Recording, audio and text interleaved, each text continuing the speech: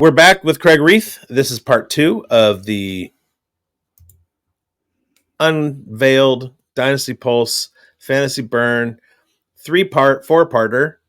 It's so convoluted. My brain is just I'm doing too many things at once and just smashing them all together. All right. We're going to get down to the 2024 quarterback rookie class. It's not a real deep class. There, especially when you start talking about first rounders, there aren't a lot of guys that, well, okay, I shouldn't say that. There are 4 or 5 guys who likely could step in and run an NFL team right away. It's a deeper class than it was last year. It's probably a more talented class than it was a couple years ago. We all know who the consensus number 1 is. That's Caleb Williams. Yep. What do you think about all of the stuff that's coming out where people are arguing over who the true number 2 in the class is, Drake May or Jaden Daniels? Where do you fall? It's always interesting how people talk about, a lot of people out there in the Twitter world anyway, but fantasy talk about, your window for Dynasty when you're talking about playing Dynasty football, or even if you're talking redraft, because that's a shorter window, you're talking about fantasy points. You're not really talking about if you're an NFL GM, who are you going to take and why? Because that's a different conversation, and I think we lose that a lot of the time. For fantasy, we're looking at, hey, who's going to get you the points? Because we know getting points isn't always equated to great NFL play. There's other ways that you can get fantasy points. For fantasy in that short window, to me, I think it's just Jaden Daniels because of that rushing upside that he values or he gives you and the value that brings for having a young quarterback in there. We see that with plenty of quarterbacks. Most recently, whether you believe it's his fault, the coaching staff, whatever, a lot of Justin Fields' points came because of what he could do with his legs, and that made him a viable fantasy player where, according to the NFL right now, he's not as valuable as an actual real-life quarterback. That remains to be seen, what happens with Pittsburgh. So to me, I think Drake May really does have a chance and probably will be in the league as a plus starter longer than Jaden Daniels. I got some concerns about health and how Jaden Daniels actually plays, that he's going to be able to survive doing that and keep that upside. But they're both really close to me, and it just comes down to short term. If that's how we're looking, I think Jaden Daniels offers you more upside right away because of that rushing. Okay. So basically what we're going to do is for our startup drafts, for our rookie drafts, we're going to start parsing differences. Everybody wants Caleb, period. Yep. Without any NFL history to go by, with the fact that he's likely going to go number 1, he's going to remain the number 1 quarterback in rookie drafts probably for the remainder of the season. So, we can just call that a wash. I think landing spot is going to have some effect on Drake May. I think it's going to have some effect on Jaden Daniels. But there is another. Where do you slide J.J. McCarthy in? And I'm basically making a tier 2 of J.J. McCarthy, Jaden Daniels, and Drake May. There are things to like and things to dislike about all 3 of those guys.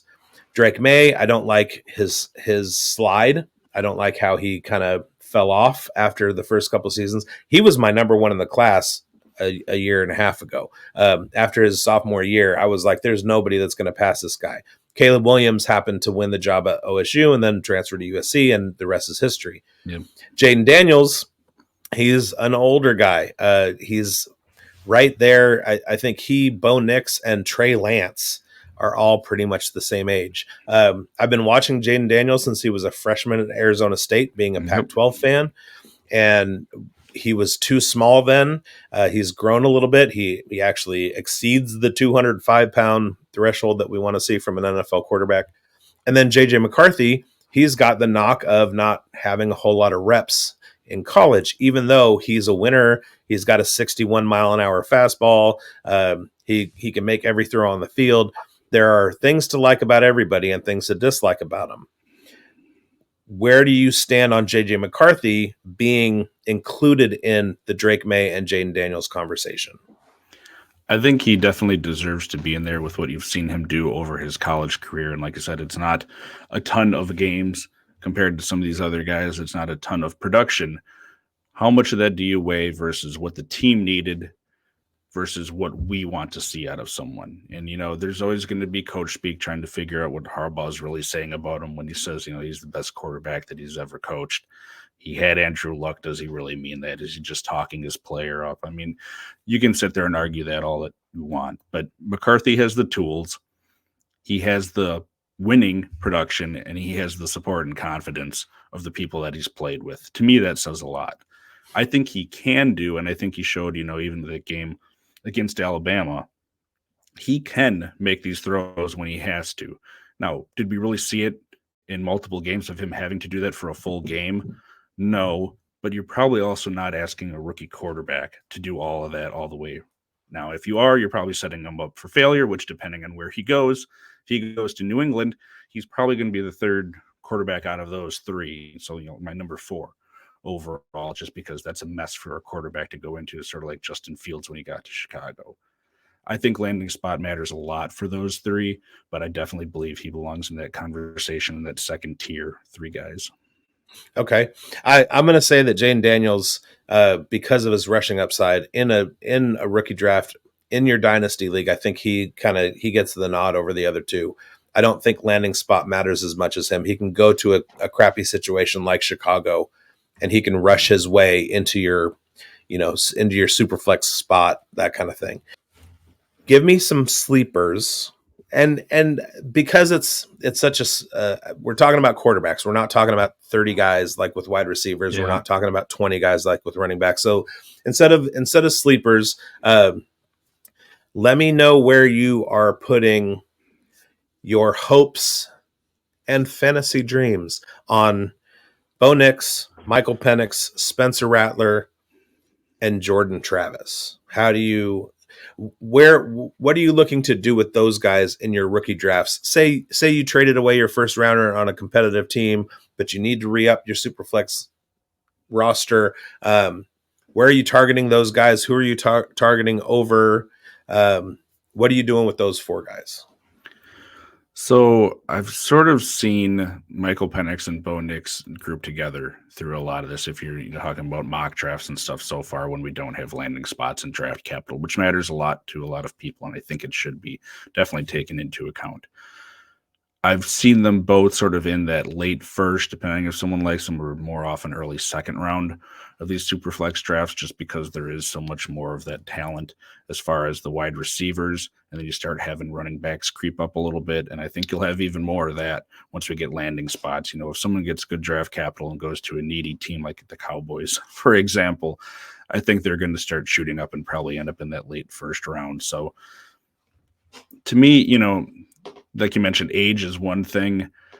All these guys, once you get sort of out of that top group, have pluses and minuses that you can nitpick over. And it's like, what do you want to live with? There's a clear delineation between like Penix, Bo Nix, and I'd even throw Rattler in there, and all the guys after him. Speaking on Jordan Travis, the guys sort of like what we talked about with McCarthy to a lesser degree, but Jordan Travis is a winner. I mean, he went out there and did a lot with an FSU team that people didn't expect anything out of. Great character. People love to talk him up, and I think that he will probably be a better athlete at the NFL than a true quarterback. I think he's got more traditional quarterback issues as far as staying in the pocket and making his throws from the pocket, which you're going to have to do that in the NFL if you were to become a long-term backup or a starting quarterback. I think the character that he has and his physical talents will keep him in the league, at least as a backup for a long time, but he's not really in the grouping with those higher 3 for me. You're talking about the order for just the way I have it thrown out there. Yeah. If we're taking into account where they're going in drafts right now, I am waiting and taking Spencer Rattler out of the 3 because I think he has overcome so much, and it's his own fault because of how he acted early on in his career when he was like the next great thing.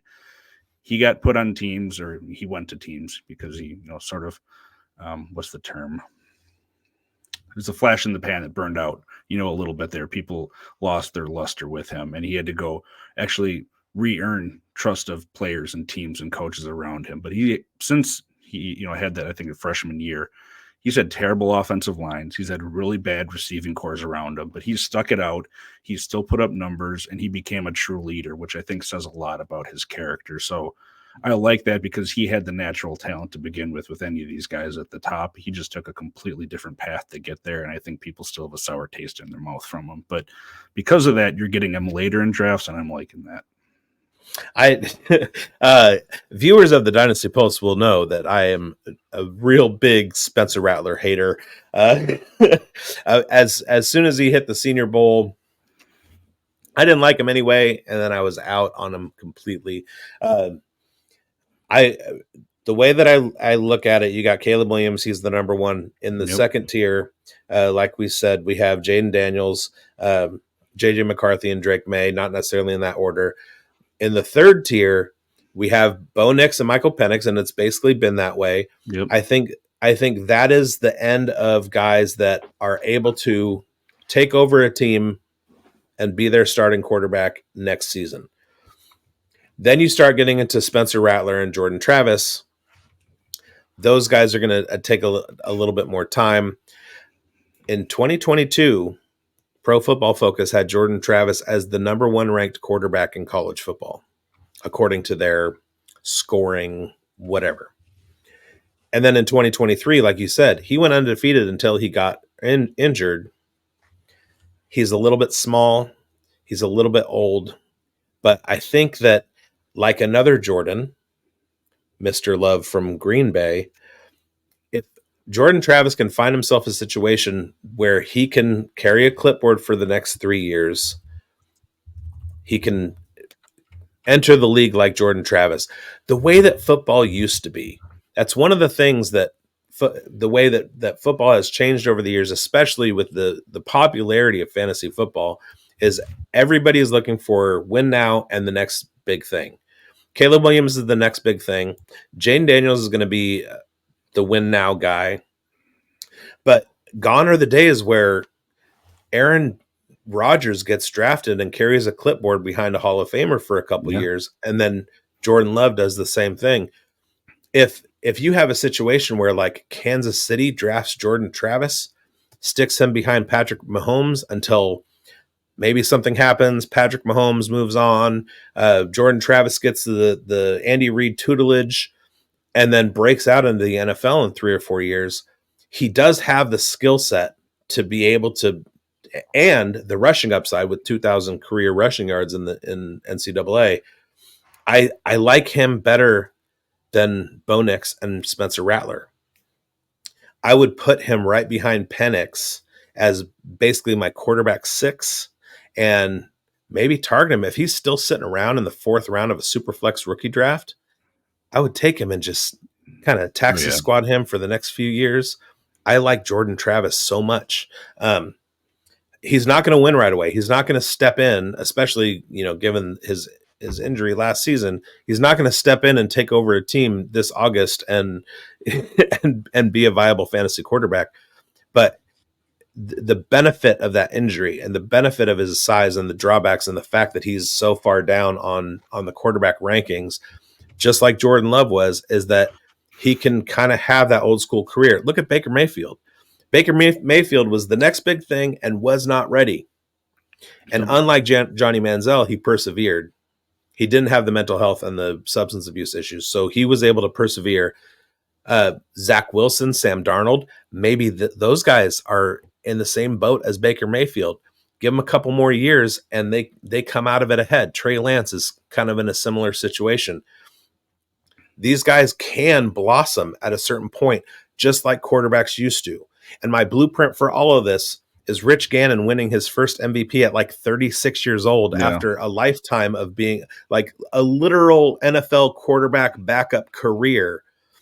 Then he became the MVP for a couple years in a row. And were it not for a couple of balls bouncing the wrong way, could have created a dynasty, 3 Super Bowls in a row. So I kind of see that from Jordan Travis. He needs to get bigger. 6'1", I mean, that's rarefied air for success as a quarterback. But I like him a lot. All right. That does it for the 2024 rookie draft portion. We're going to snap back with the Undroppables Unveiled Devy Talk.